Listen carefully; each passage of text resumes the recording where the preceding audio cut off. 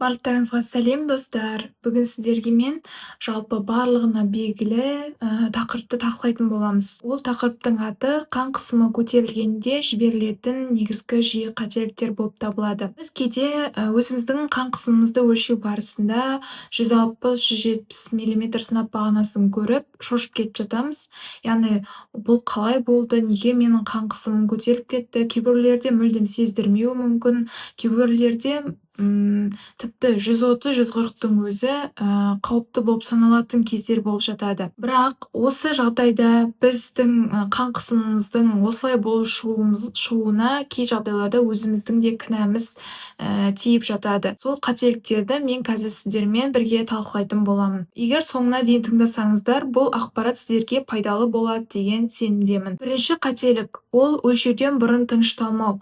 Яғни қазіргі кезде көптеген адамдар қан қысымын өлшеу барысында ашуланып, оның алдында немесе стресске түседі, немесе кейбір жағдайларда кофе, чай ішу арқылы қан қысымы көтеріліп тұратын жағдайлар аз емес. Егер біз ашуланатын болсақ, немесе жаңағыдай қан қысымын көтеретін заттарды тұтынатын болсақ, организмде кортизол гормоны бөлінеді. Бұл кортизол гормоны жалпы қанның қысымын, жүректен келетін, кететін қанның келетін қысымын жоғарылатып жібереді, көлемін артады, соның нәтижесінде біздің қан қысымымыз жоғарылайды. Сол үшін егер ашуланып тұрсаңыз, немесе белгілі бір стресске түскен жағдайлардың алдында 5 минут бұрын өзіңізді тыныштандырып алып, сосын қан қысымын өлшесеңіз болады. Немесе кофе, шай, қатты крепкий қою шай ішкен болсаңыздар, онда 30 минуттан кейін барып қанның қысымын өлшесеңіз, өзіңіздің қан қысымыңыздың нақты көрсеткішін көрсете алады. Кей жағдайларда менің қабылдауыма науқастар келіп жатады, ашуланып, белгілі бір өздерінің, яғни емханаға көптеген адамдар көп жағдайларда ашуланып келеді. Сол жағдайдың кезінде қанның қысымын өлшеу барысында бір пациентімдікі 200-ге жеткен болатын. Осы жағдайды ескеріп, ол кісіні тыныштандырып, барып қайтадан өлшеген кезде қан қысымы 150-ге, 160-қа түсті. Яғни бұл деп отырғанымыз осы бір қателіктің кесірінен қан қысымы өте қатты жоғарыға шығып кетті. Бірінші қателігіміз осы. Екінші қателік – ол қолды дұрыс қоймау. Қолды жерге салбыратып қою, немесе дұрыс қоймау, бұл да қан қысымын дұрыс көрсетпейді. Яғни қолды төмен қарай қоятын болсақ, онда бұл қан қысымын 10-15 мм сынап бағанасына дейін жоғары көтеріп жібереді. Сол үшін дұрысы қолымызды үстелдің үстіне қойып, қан қысымын өлшегеніміз дұрысырақ болады. Үшінші қателігіміз – бұл манжетті дұрыс тақпаймыз. Яғни манжетті кейбір кісілер жалпы киімнің сыртынан таға салады. Яғни бұл деп отырғанымыз тоже қанның қысымын дұрыс көрсетпей жатады. Дұрысы негізінен манжетті жалаңаш теріге таққан дұрыс, және де шынтақтан 2 см жоғары манжет тағылған дұрыс. Сол кезде қан қысымы нақты дұрыс өлшенетін болады. Кей жағдайларда қысқы уақытта мысалға кейбір әжелер, аталар қабылдауға келеді, қызым сыртынан өлшей салшы деп айтып жатады.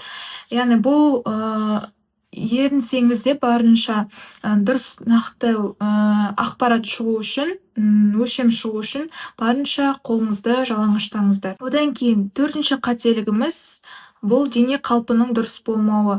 Кей жағдайларда аяғымызды айқастырып отырамыз, немесе үстелге арқамызды тигізбей отырамыз. Болмаса сөйлеп отырамыз. Бұның барлығы қан қысымын дұрыс көрсетпейді.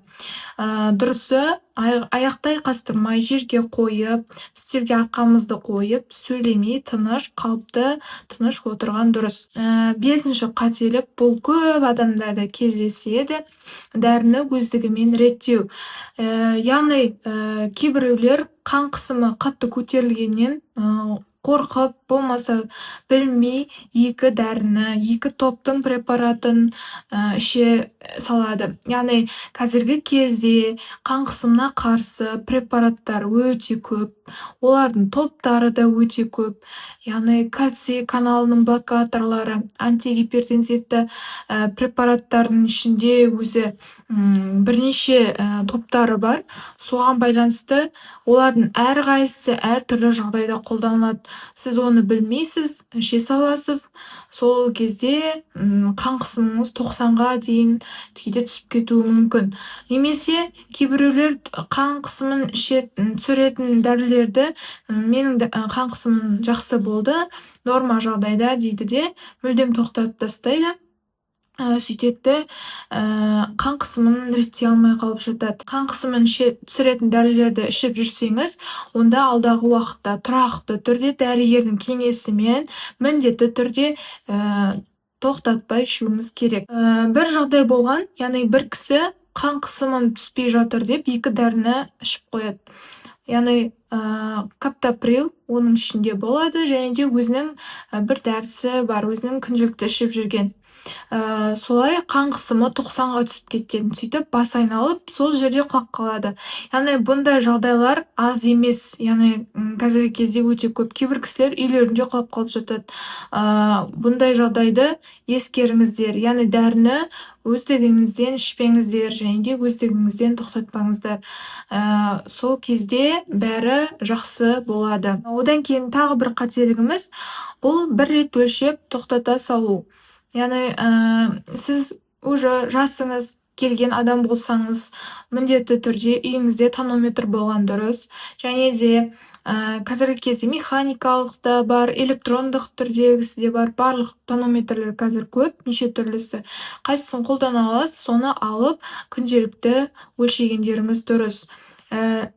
Себебі қан қысымы ол кенеттен көтеріліп кетуі мүмкін, сіз оны байқамауыңыз мүмкін.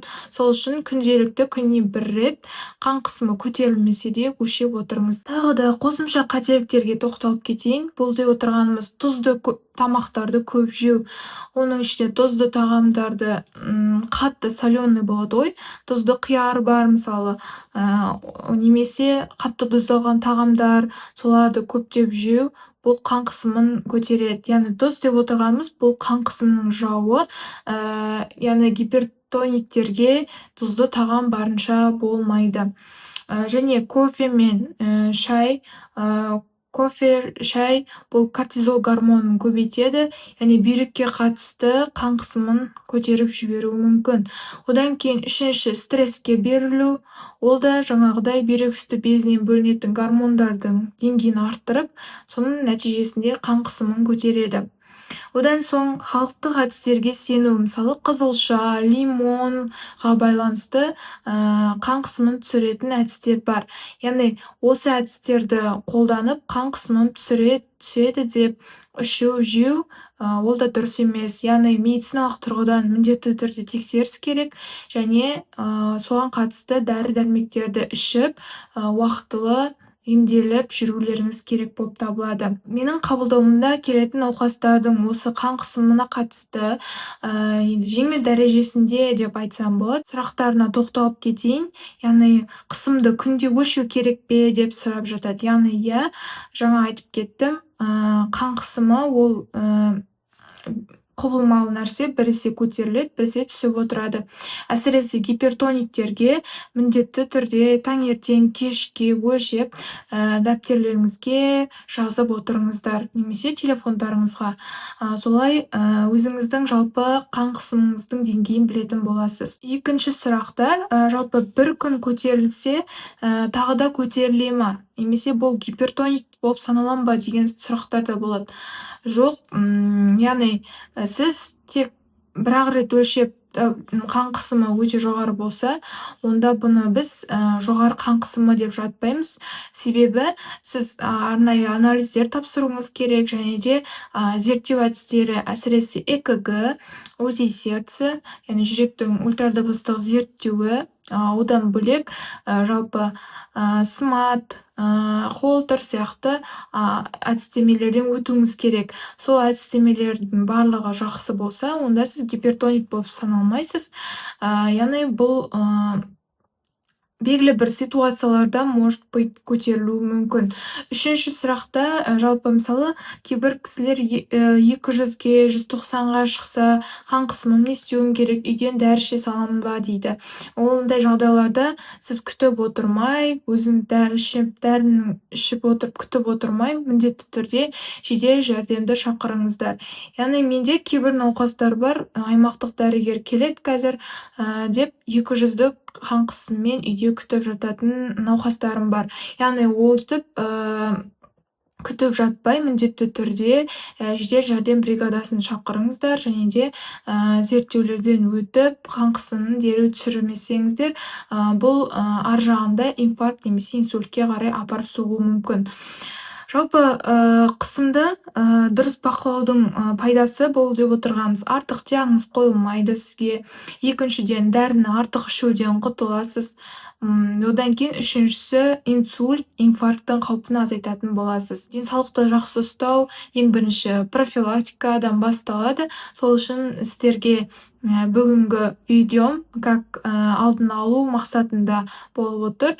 Қан қысымыңыз жоғарыламасын, және де осындай қателіктерді жасамай, қан қысымыңызды дұрыс деңгейде ұстап отырыңыздар. Жалпы бүгінгі видеом сіздерге пайдалы болды деген ойдамын. Жалпы сіздер осындай қателіктердің ішінен қайсысын көбірек жасайсыздар, комментарияға жазып кетіңіздер, және де қандай сұрақтарыңыз бар, соларды қоя кетіңіздер. Одан бөлек видеом пайдалы болса, лайк басып, комментария қалдырып, арнама тіркеліп қойыңыздар. Жалпы келесі видеоларымда жүздескенше сау болыңыздар.